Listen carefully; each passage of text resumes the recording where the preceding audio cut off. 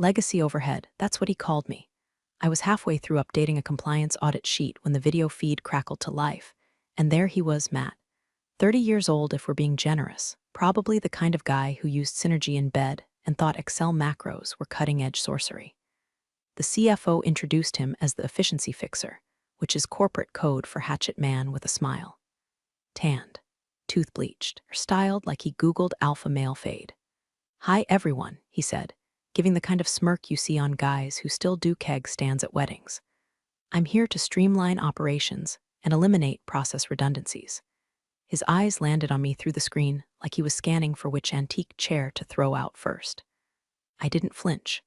Just clicked save as on the folder I kept with every licensing document, federal renewal timestamp, internal compliance chain tied to my name, labeled it church pancake recipes, and backed it up to a private drive.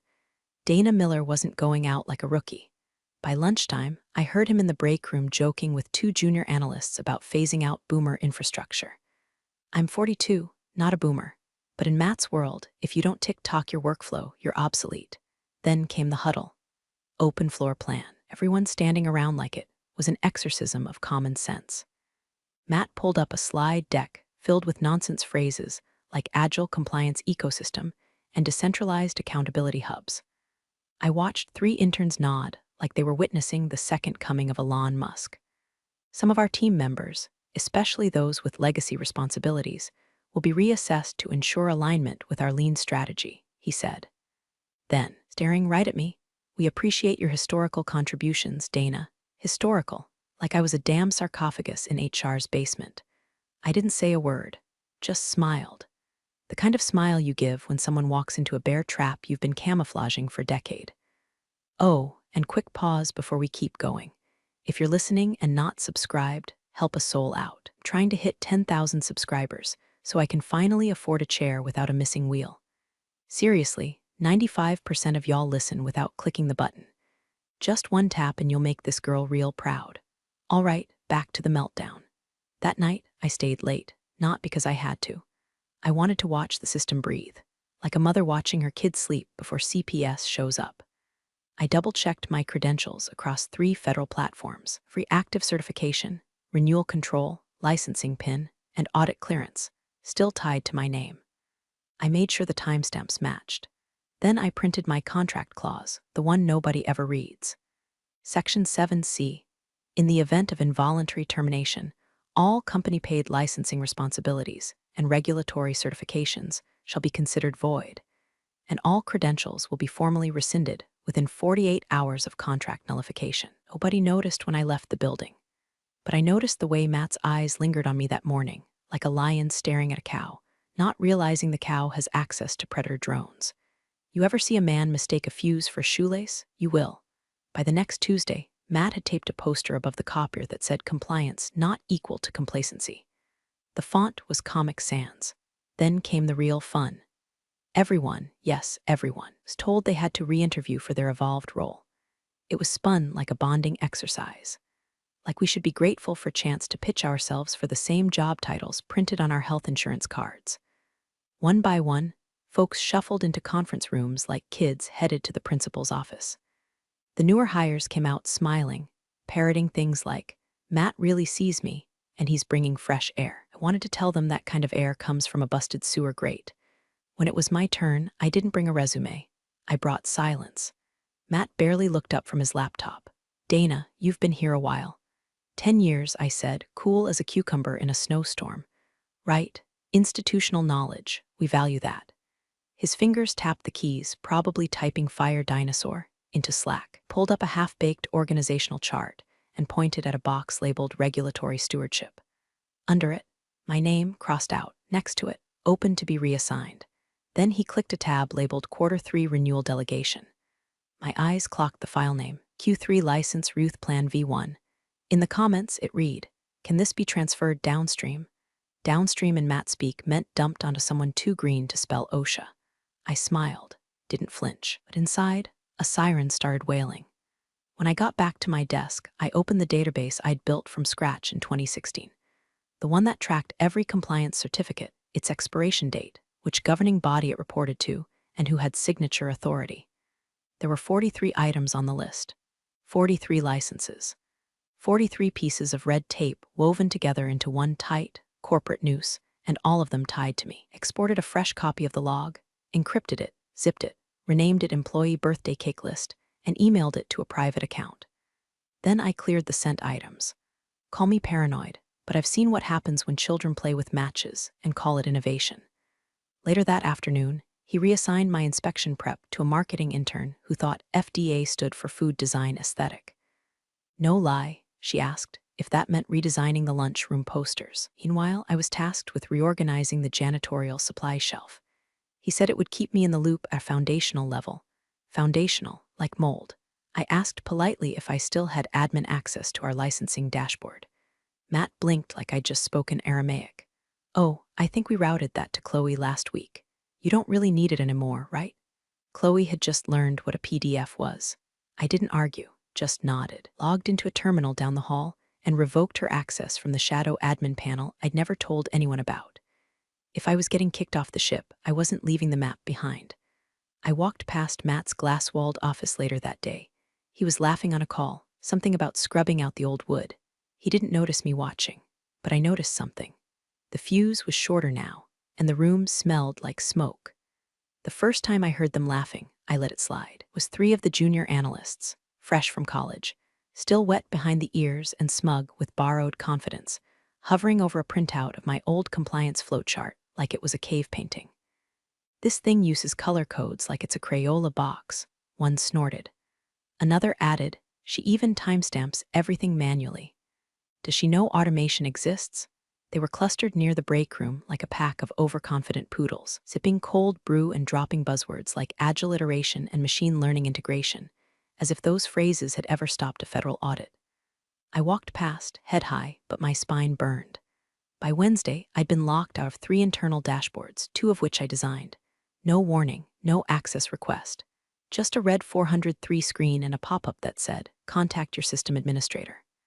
Spoiler, I was the system administrator, or had been. Emailed IT, no reply. I tried calling HR. The voicemail was colder than January in Detroit. Finally got a real person after 4 attempts. They said, "Sorry, Dana.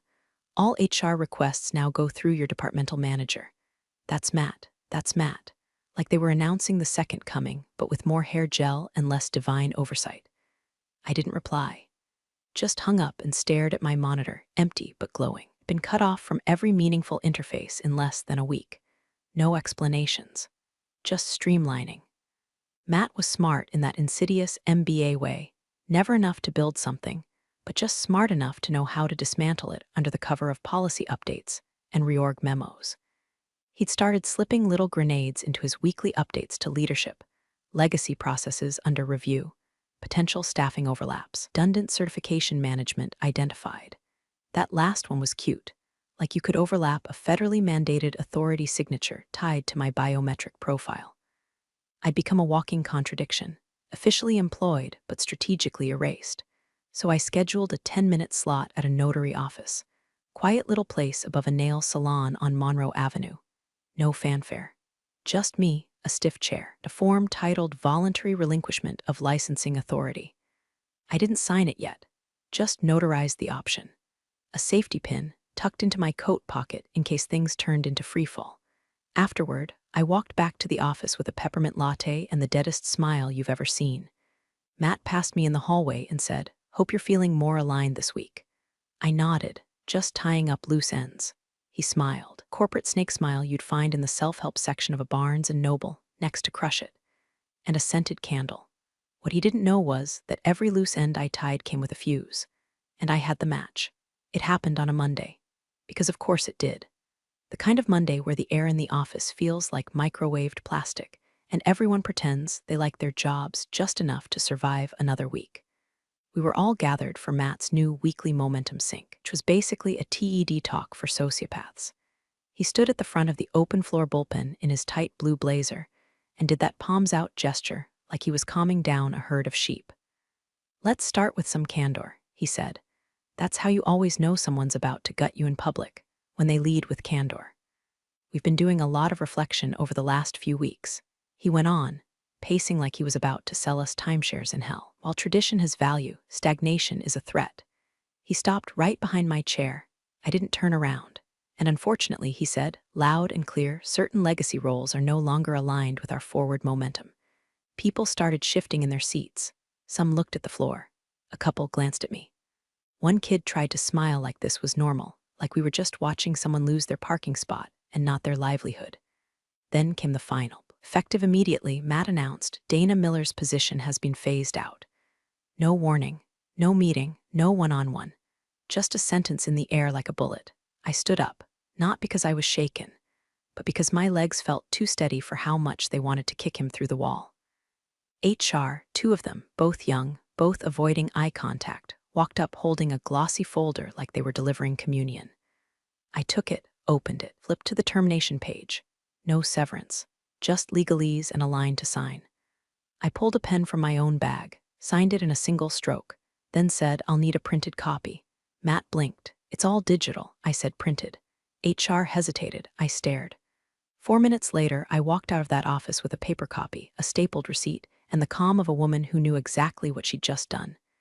You see, when I signed that form, Section 7C of my contract activated a silent clause across 3 federal databases. An invisible tripwire. Every active certification paid for by the company, my certifications, immediately queued for auto-revocation. Not just expired, not just suspended, nullified. At 7:13 p.m. that night, my phone pinged with a confirmation email. Your authority over licenses #CN 8835-44, #FD 2210-98, and #MDR 5081-02 has been formally relinquished. Entities dependent on these licenses will be marked non-compliant in 24 hours unless reauthorized by a certified replacement. I didn't forward it, didn't screenshot it, didn't even reply. I just sat in my apartment, sipped boxed Merlot, watched reruns of The Golden Girls, while the digital noose started tightening around Matt's precious forward momentum. And I slept like a goddamn baby. Wednesday morning started with a whimper and a very expensive box of nothing. At 9:04 a.m., procurement tried to confirm shipment of medical-grade filtration components for one of our biotech clients, stuff you don't even breathe near without 3 signatures and a biohazard stamp. The vendor's reply: cannot fulfill shipment. Receiving entity listed as inactive. License CN 8835-44 expired. Contact listed certifying officer. Guess who that was? 10 minutes later, IT started logging anomalies. Logins failed. API calls choked. A scheduled data synced to the FDA's audit portal returned a rejection code. Invalid license holder. That same hour, our internal license dashboard, once as clean and green as a freshly mowed lawn, started lighting up like a Christmas tree in hell. Red alerts. Inactive flags. Credentials marked orphaned. Matt, ever the smooth-brained diplomat, strolled into the operations pod with a to-go cup from some downtown cafe and said, we'll just update the contact info. One of the compliance analysts, poor kid named Renee, tried to explain. Sir, contact updates require certification reauthorization. Dana was the certifying officer. Legally, Matt blinked, so do it anyway. She was the only credentialed officer with reauthorization authority across all active verticals. No one else is registered with the Federal Compliance Board, and the re-registration period, it takes weeks. There was a silence. Not the awkward kind, the fatal kind. Like watching someone realize the iceberg isn't going to move. Matt rubbed his temples and muttered, why the hell didn't anyone tell me this earlier? Renee, barely old enough to rent a car, replied. Dana was the one who told people that. Meanwhile, I was at home, in sweatpants, eating knockoff Cheerios and reading the whole thread from an anonymous email chain a former colleague had quietly blind copied me into. Someone even included a screenshot of Matt's Slack message to legal.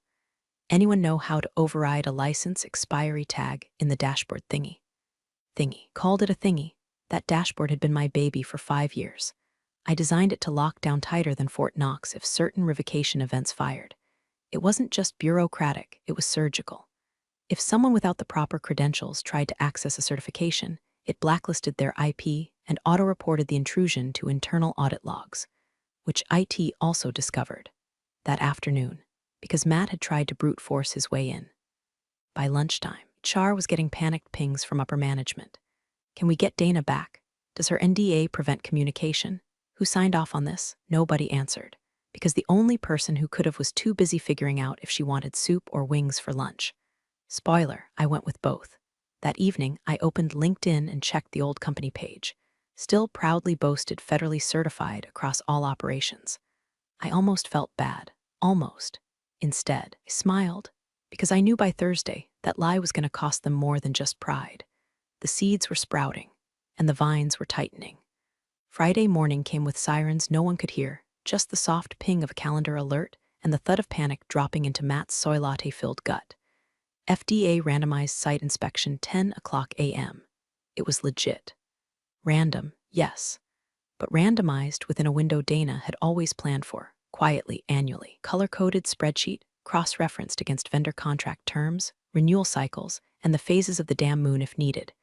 The auditors didn't play. They walked in with clipboards and the moral authority of IRS agents in Kevlar. By 9:22, the front desk called compliance. 3 inspectors here. They're asking for the license holder. Silence. Long, panicked silence, because there wasn't one. Matt, now visibly sweating through his navy banana Republic blazer, sprinted to the ops wing and barked at legal. Can we get Dana's credentials reinstated? A poor junior associate Googled license reinstatement process like it was a how-to guide for baking banana bread. Meanwhile, Matt tried logging into the Federal Credentialing Board's portal using Dana's old login. Access denied. He tried requesting a password reset. User not found. He called the regulatory board's help desk, transferred him 3 times, then calmly told him, Dana Miller voluntarily relinquished her license authority. Her ID has been removed from the registry. Reinstatement requires full recertification.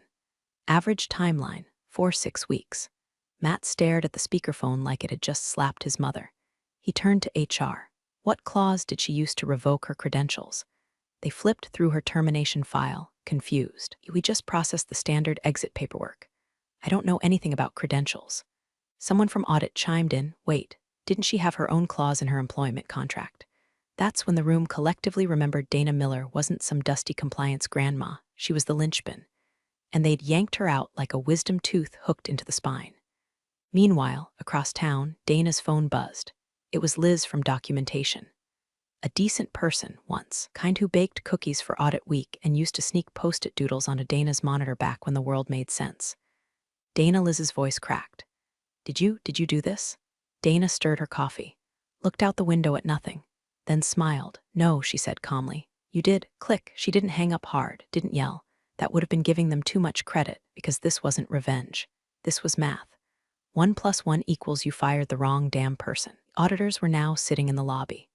The company legally couldn't allow them into the secured wings without a licensed compliance officer present, which meant the audit couldn't proceed, which meant every single vendor and client relying on certified compliance for active projects would be in technical breach of contract in approximately 4 hours. And Dana, she was getting her nails done. Midnight burgundy, gel finish. Not because she needed to, because power doesn't need to raise its voice. It just has to walk away. Monday, 8:37 a.m. The building smelled like stale coffee, dried sweat, and the quiet shame of a company that just realized it stepped on its own oxygen hose. That's when he walked in, Gregory T. Winslow, CEO, cruise tan glowing like an overcooked rotisserie chicken, silk shirt, still creased from whatever Monaco resort he'd just floated back from. The man reeked of wealth, sunscreen, and complete oblivion. He strolled through the glass atrium like a Roman emperor returning from battle, waving at receptionists, throwing finger guns at junior VPs. Morning, folks. Hope y'all didn't burn the place down while I was gone. Nobody laughed. By the time he hit the executive floor, he had 3 unread urgent license compliance emails and a voicemail from legal that ended with the words noncompliance disaster. At 9:02 a.m., he burst into the ops room expecting some mild turbulence. Instead, he walked into a goddamn plane crash. Operations, frozen. Vendor shipments halted. Inspections failed. Certifications invalid. Clients livid. Revenue dashboard flatline. He turned to the room of red-eyed managers, jaw tightening. Who's handling this? All heads turned toward Matt, who now looked less like a visionary and more like a middle schooler who just flooded the gymnasium with glitter glue. Gregory pulled up Dana's termination paperwork on a wall-mounted monitor. Read it in silence. Then scrolled some more. Finally, he said it quietly at first, like he couldn't believe the syllables as they came out. You fired the license holder? Matt opened his mouth, closed it. Gregory's voice didn't rise. It dropped. Fired the person with sole federal licensing authority across all departments. Matt stammered. Her responsibilities were deemed redundant. Gregory laughed, but not like a joke laugh, more like a I just found out my kid sold our car for crypto laugh. He pointed at the screen. Her name is on every regulatory document, every active license, every renewal path, every legal compliance chain this company depends on to exist. Flipped open a manila folder legal had rushed in with. Here's our top 5 suspended vendors. All contracts frozen due to expired certs. And here, he tossed a paper onto the table like a blackjack dealer, Dana Miller, listed on every single one. Gregory spun back to the room. And you let a kid who still writes in buzzword soup fire her? Matt tried one last Hail Mary. I thought we could reassign it. IT said we could just update contact info. It's a federal license, not a damn email alias. Gregory thundered. Silence. Then he grabbed his phone, looked up Dana's contact. Nothing. HR piped up. We tried reaching her. She's unresponsive. Gregory sighed, sat down, rubbed his temples like the sunburn had crawled behind his eyes. Then, get her back, Matt coughed. She might not want to come back. Gregory looked at him like he was a bug crawling across a Brioni loafer. Oh, she'll come back, he said. We'll pay. Ravel, name a wing after her if we have to. But deep down, even he knew. The woman they tossed like moldy leftovers now held the keys to their entire damn kingdom, and she wasn't standing at the gate anymore. She'd built another castle, and inside every blueprint they were scrambling to recover, her name was still printed in permanent ink. Justice didn't scream. It just watched the guilty bleed out on their own spreadsheets.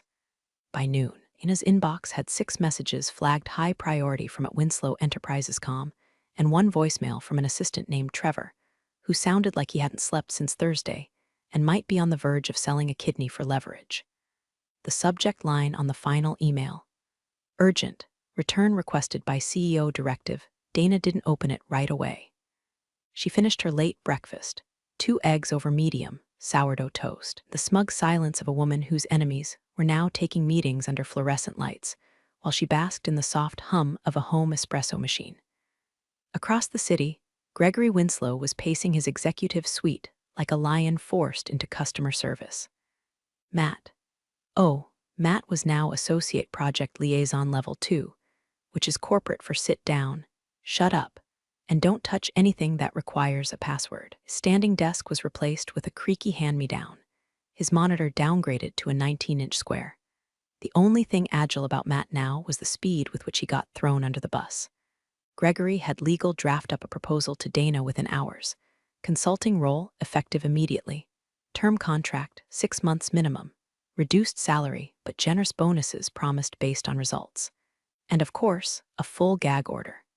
No social media, no interviews, no comments to regulators. Total silence. The offer came wrapped in digital gold ribbon and a groveling note. Dana, we recognize the critical nature of your previous contributions. Please consider this opportunity to help us restore operational integrity. We are prepared to be flexible. Let's rebuild together. Greg Dana reread it twice. No mention of an apology. No ownership of what happened. Just veiled desperation dressed in HR drag. She composed a reply. Subject, return requested by CEO Directive Gregory. I appreciate the offer. Truly. Unfortunately, I don't return to burned buildings, especially the ones where I was thrown into the fire for streamlining. As requested, please find attached a highlighted copy of my signed termination clause, Section 7C. Formal confirmation of license revocation from the National Registry Board. Screenshot of your company's certification dashboard, taken 72 hours post-termination. You'll notice my name. Still listed, grayed out, irreplaceable, wishing you compliance and clarity. Dana Miller, no flair. No threats, no negotiations, just receipts. She clicked send and exhaled, not like a woman mourning a lost job, but like someone closing a door they built, installed, and locked from the outside. Gregory read the email in silence, didn't forward it, didn't reply. He just leaned back in his chair, eyes locked on that grayed-out dashboard screenshot, and for the first time since stepping off his yacht, he understood. They hadn't just fired an employee. They'd excommunicated the one person who understood the religion. And Dana, she wasn't praying anymore. 3 weeks later, LinkedIn damn near imploded. There she was, Dana Miller. Hair a touch lighter. Smile a little sharper. Dressed in business black like a woman who came to collect. New position, Director of Compliance Stratix BioCore. The post was short. No hashtags, no humble brags. Just, grateful to join a team where integrity isn't an afterthought. Below it, 2 lines of polite hellfire. Stratix BioCore secures Omega Med and Vierx contracts, citing continuous compliance confidence as deciding factor. Those were the crown jewels. 2 biggest clients her old company had flaunted in every earnings call. The ones that now packed up shop and walked after hearing their certification backlog hit unknown reactivation window. Internally, Stratix didn't have to sell hard. Dana came with the licensing blueprint in her brain and an industry reputation that couldn't be photoshopped. The very fact that her name had once secured multi-million-dollar vendor relationships was enough to tip the scales. Meanwhile, back at her old stomping ground, still stuck, the dashboard never turned green. License appeals choked in bureaucracy. Legal fines were rolling in daily, some automated, some hand-delivered like hate mail from the gods. Vendors dropped out. Clients panicked. The office holiday party got canceled due to budgetary adjustments. And Matt, he didn't even get a goodbye cake. Just a 3-minute Zoom call and a quiet transition plan that read more like an obituary. 1 week, he was barking orders in an open floor plan. The next, he was updating his resume with vague nonsense like freelance strategist. As for Dana, she had her own corner office now, glass walls, espresso machine, a chair that didn't squeak when she breathed. Every morning she watched the alert pings from her industry feeds, like someone watching the weather report for storms she'd already outflown. One ping, then another. Her old company flagged noncompliant, license status pending, audit failures under appeal. She took a sip of her coffee, Colombian, black, with a pinch of smug. She leaned back, calm and centered. Above her desk, pinned to her monitor with a blue pushpin, was a single yellow sticky note. No signature, no emoji. Just 5 words written in steady, no bullshit block letters. In case they ever forget, I was the license.